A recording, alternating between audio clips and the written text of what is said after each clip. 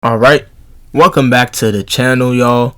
I wanted to talk about this possibility of the WNBA having a lockout season. It wouldn't be for the 2025 WNBA season that's going to come up within the next couple months. It's going to be for the 2026 season. I personally, in my opinion, I think it would be terrible for the league to do this right now at this stage when they have so much eyes and so much people interested in the league more than ever before. It would be a really bad decision, but it's the players' right. I mean, they are a union. They do see that the league is growing. If you look at morning consults, they even analyze and show proof that the WNBA was the fastest growing brand in 2024. So man, that just goes to show you this league is growing. They have Caitlin Clark, who's without a doubt a generational talent. Look how many eyes she brought to the game of women's basketball. Me, myself, personally, I've always watched women's basketball for years. I'm a basketball junkie. I watch WNBA, NBA, EuroLeague, FIBA basketball. I just love the game of basketball. But Caitlin in particular, she brought so many new fans, and that's a good thing. I'm not one of these weird people who like to criticize new fans, like, oh, you're new, oh, you just started watching the WNBA, blah blah blah. No, this is a good thing. This is what basketball is about. You want people to watch the games. You want people to be interested in your league. So definitely, I encourage new fans. But yeah, the WNBA is growing, and with TV deals coming in, ticket sales, they're going to make more money than ever. As we know, the NBA, they also had 2 lockout seasons back in the 1999 season and also in the 2011 season as well. And what was the lockout for? It was pretty much for the same exact reason why the WNBA players might have a lockout for the 2026 year. As we see, look at the main key issues why the NBA went into a lockout year for 2011. The main issues at heart were revenue sharing, the structure of the salary gap, and the division of basketball-related income between the owners and the NBA players. The owners, sought out a more balanced financial model to ensure the long-term profitability and sustainability of the league, while the players were concerned about maintaining their earning potential and job security. The WNBA is growing, and as we know, the WNBA just added 2 new teams. The Toronto Tempo is going to come in 2026. The Golden State Valkyries is coming this 2025 season, and the Portland team is also coming in 2026, and the WNBA just announced that the Cleveland team is coming back to the league. Look at all these new franchises that's coming to the WNBA, and they're talking about having a lockout season. Y'all, that's not gonna be good for the W.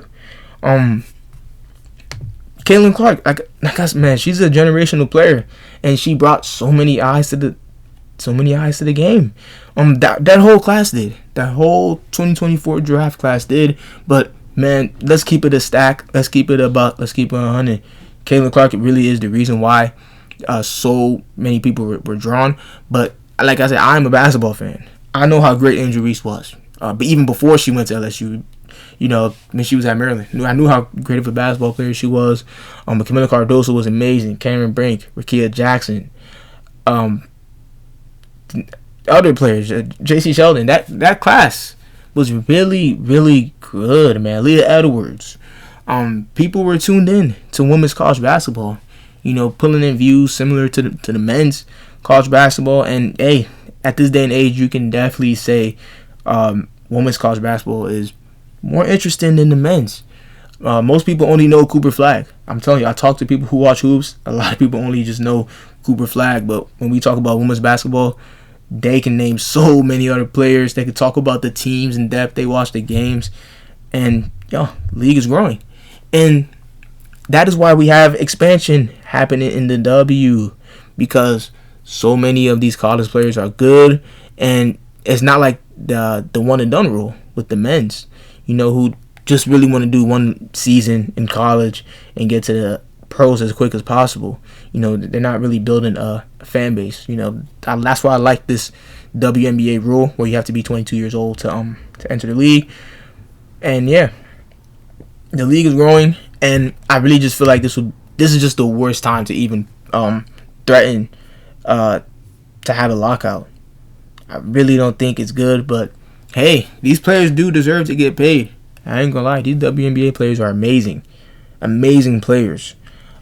They do deserve more money, but man, I really feel like it's with time. Like if you look how NBA players were being paid back in the 70s, it's pretty similar to how these WNBA players are being paid in a way right now. If you look at how players were being paid back in the 60s, 70s, because the NBA was a new league at the time.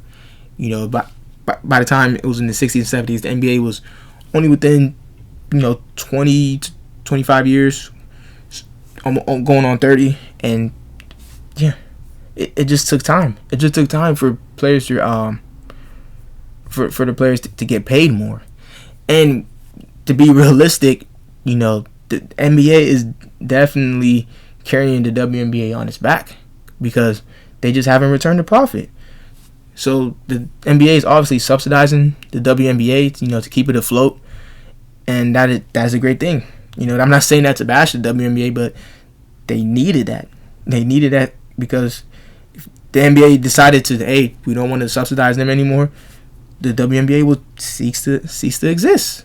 It will no longer exist, which will suck. It will be awful because I love the WNBA. For years, I've loved WNBA. I've been watching it since like 2010 when I was a youngin'. And I was a young cat watching it. Like I said, I'm a basketball junkie. I love the game. I just love hoops. So I really wouldn't want to see the WNBA go into a lockout. But hey, the players are going to do what they feel is necessary to get paid. Especially in 2026, with some good draft. With all the great talent from college, coming in. And seeing, all the players that we love, develop. Seeing Caitlin going into her junior season in the WNBA, Angel Reese as well, and all the other players from that 2024 class. We want to see the league grow and progress.